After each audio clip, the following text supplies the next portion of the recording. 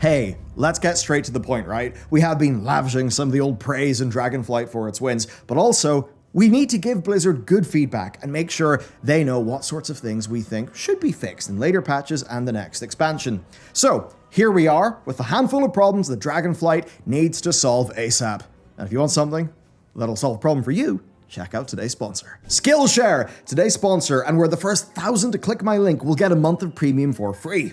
You know, it's a real shame that school gives learning a bad name because with the likes of Skillshare and today's host, Thomas Frank, it is anything but that.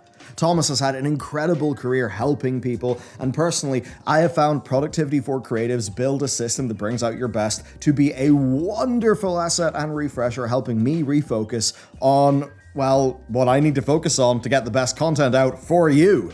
And I think you will all get a lot out of what he has got to teach you. Real talk, the skills, processes, and habits that he will share with you will get you more bang for your buck every single day. And maybe that'll let you start that side hustle that's been in the back of your mind. Or maybe you'll just be more on top of your work and you'll have more time to relax and live life. Either way, it's an incredible investment that will pay for years to come. Plus, it's not just Thomas. You've got legendary designers like Aaron Draplin. You've got Ali Abdal. You've got Nathaniel Drew. Yeah, he's made the jump from YouTube with some amazing content on Skillshare. They truly are the online learning community for creators, and frankly, I've honestly got more actionable knowledge from Skillshare that I use on a day-to-day basis than from my darn university course, which sure as hell cost a hell of a lot more than $10 a month annually, but the first 1,000 to click my link will get a free trial of Skillshare Premium, getting you access to thousands of courses. So, click that link and have fun. Spec Balance. Listen, it's hard to balance a game like WoW. The differences across spec, gear, player skill, they're insane. But the outliers are just too damn big to be acceptable. Looking at a few stats, we can see that people sometimes just cannot play the spec that they want. I mean, first, Mythic Plus unique class population from Raider.io, including all Mythic Plus runs, around 8% of DPS are mages, but only 1.2% play fire. More rogues are playing Outlaw than Assassination and Subtlety combined. There's almost no Survival Hunters, almost 4 times more Fury Warriors than Arms, and more Demo Locks than the other 2 types of Warlock combined. Brewmasters and Mistweavers are also valued a lot less than the other tanks and healers. Now obviously, people gravitate towards the meta, so some things are kind of expected. But outliers like Fire Mage, Survival Hunter, and the other 2 rogue specs should really be looked at. Because if the numbers are that low, then it's probably going to pose an issue for players trying to find pug groups, and that, everyone, is a bad experience. Over on the raid side, there are also massive gaps in parses. The bottom half of the list is the same across normal and heroic, and even adjusting for people like preferring other specs, I think people should still feel free to play whatever spec they want, and yes, they technically can, but it's the quiet pressure of the meta that pushes players to do things that they don't want to do, and Blizzard should be careful about that. Right now, I've been maining Disc. Blizzard are lucky that I enjoy playing Holy as well, but that's an example. If Disc was absolutely my favorite thing, the reason why I play the game, I maybe would have issues.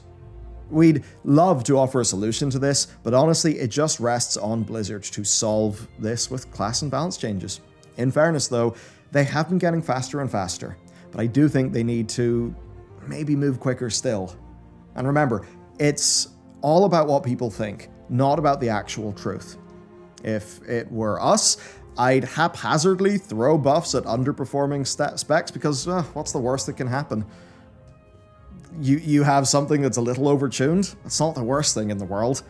And as the likes of, say, Riot and various other games show, yeah, you can balance around the raw numbers, but you also need to balance around the meta and how things are perceived.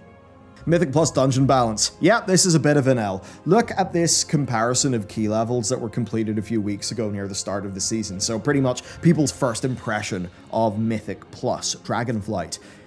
Some dungeons are easy, like Shadowmoon Burial Grounds. Others are ballbusters, like the Ruby Life Pools. Between the loot table differences, the need to clear all dungeons for Mythic Plus score, the fact that keys roll randomly, this discrepancy is a bad experience. Like, a plus 15 should be a plus 15, roughly speaking. If you get a key that's for a harder dungeon, then you have to find a group to do another key first, so you can then reroll your key. If the Horn of Valor or the Scoval Trinket are bis for you, you're just going to have a harder time getting geared in WoW than other people. Now, this is not a game breaker, but it's an element of friction that makes the game feel subtly worse. You know, as if the numbers are just made up, because when is a 20 a 20? When is it not a 20? I mean, I don't know, whenever Blizzard make it so. Now, thankfully, they are already working on this. They have been nerfing the hell out of dungeons on a pretty snappy basis since they've returned from their Christmas holidays. So hopefully they've got some smart cookies figuring out why this continues to happen, and like with the Spec Balance, they can figure out a plan to stop this dead in its tracks with the next season, because that's gotta happen. Valor cap. Alright, maybe gearing as a whole is a topic for another day, but for all the benefits of the M+ upgrade system and the return of Valor, the cap itself is controversial. Now, before you type your comment, don't worry, you are spot on. The Valor cap does actually have a lot of pretty good reasons to exist, as in ensuring people don't just spam all of the +2s in the universe as quickly as they can to upgrade their gear in a boring farm, and to stop people from finishing gearing in 2 weeks and then create a schism between the sweat lords and the normal players in terms of gear. So here's our thinking. The experience in our guild right now is that generally people are rating capped, not necessarily Valor capped. And Valor upgrades are far too expensive to bother with. And that means that the entire upgrade system doesn't really work as intended for us kind of casual raiders. Now, if we were a guild of Mythic Plus fiends, then yeah, sure, maybe that would be a different story. But I think Blizzard wants a situation where a casual, normal, or heroic raiding group can be dipping in to do some dungeons. All we feel, though, is the need to wait, so we don't end up spending like our capped Valor wrong or something like that. And between that and the Vault constantly dangling the promise of replacement gear, I would put I put money on a lot of players being a bit frustrated with not feeling like they can spend their Valor properly. Season 4 of Shadowlands had uncapped Valor, and it was well received, even though that season was a special case. So ideally, Blizzard can find a way to satisfy everyone. Like, make it a exponential cap instead of linear, maybe increase Valor gained with key level to match, or offer Valor refunds by scrapping upgraded gear, or at least some sort of solution that gives people a bit more freedom to spend without the worry. Freedom is one of the tenets of Dragonflight, actually, and it's worked well everywhere else, so here's hoping. The Creation Catalyst, which has since been renamed for some reason, is our tier catch-up system, and it's only being added now, long after people have either got their tier or have just spent weeks feeling bad because they don't have it. And the resounding community feedback is to just add the catalyst in way faster. Blizzard actually said that they admitted it was too slow with Season 3. So why not do it better? I mean, maybe even make tier gear be awarded on a fixed schedule or something because it's too important to be random. I mean, that's what some people would want. Even one charge a week for the first 4 weeks of a patch is still a whole month.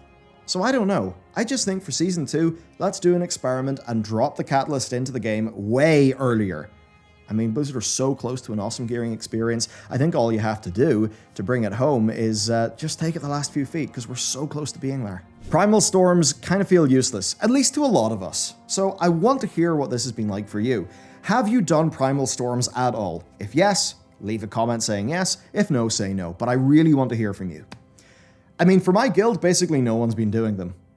Now, this is less of a problem, and it's more just a waste of resources, because the timing of their drop and the sort of gated nature of them kind of wastes them a bit. I mean, maybe I'm wrong. Maybe there's a quiet stack of people who are happily farming out that 359 and 385 gear, and Blizzard have telemetry showing this is really popular. But the simple matter of the fact is that it's gear that's barely better than, say, the 382s that World Quests and other world content offers, and it takes a whole 10 or so weeks to get a full set including weapons. That's a long-ass time, and it does feel kind of arbitrary compared to the rest of the expansion content that does offer ways to grind everything except the highest level gear quickly. Kind of stands out to me, I suppose, as counter to what Dragonflight is trying to do for players. Maybe it's worth taking A different look? I mean, hey, at least the gear is pretty neat for transmog. This is one of the most unanimous L's they've taken, and that is loot rules. Blizzard said that their loot rules would stop pretty much all the problems that people would have with group loot. But the rules didn't work, leaving out a few pretty damn vital clauses to stop people ninjing tier and items for disenchant, and also generally destroying dual wielders' lives. Generally, Pug raiding in 10.0 has very quickly turned into a little bit of a hellscape as far as some of the loot is concerned, especially the likes of tier. I mean, how bad does it feel when you kill a boss and somebody manages to get both tier tokens? That's weird.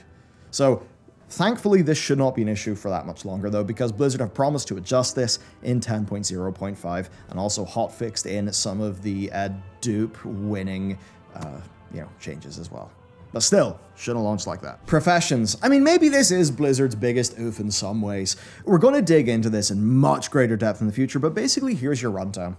I think the overhaul is generally fantastic, absolutely smashing idea with good execution, but a few small issues have been kind of cropping up together, resulting in some pretty serious experience problems. Number one, you're not able to respec profession knowledge, and that's causing people to be punished heavily for not planning ahead perfectly in time, which is kind of impossible when at the start of the expansion not everybody knows. So it kind of creates this really big divide between the people who do the deep research and read Wowhead, and then the people who just kind of play it in a fantasy first way.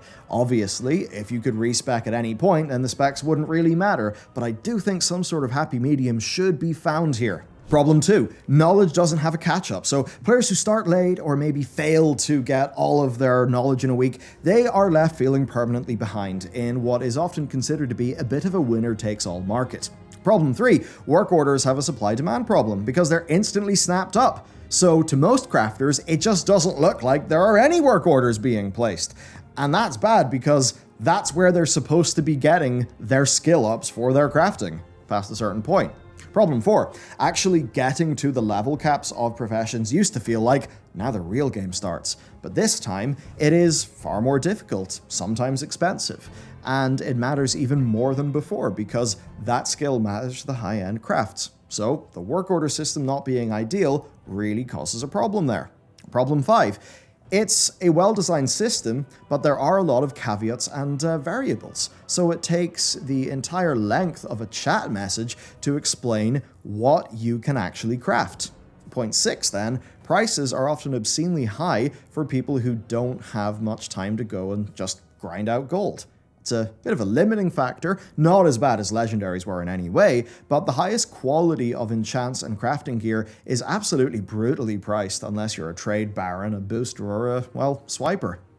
Together then, all these relatively small problems end up frustrating people at many points of the chain and creating a forum that is absolutely exploding with, let's be kind and just say, feedback.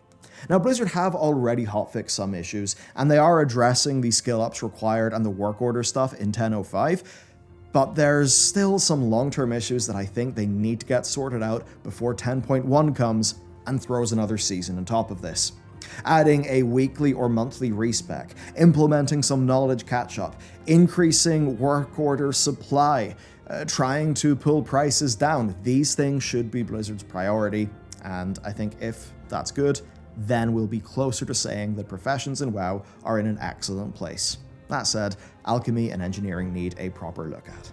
A lack of varied world content. Now, this one does feel a bit like asking for seconds in a breadline, especially compared to how empty Shadowlands felt, but if enough people are talking about this, it must be a real issue, even if I'm personally not actually feeling it as an issue.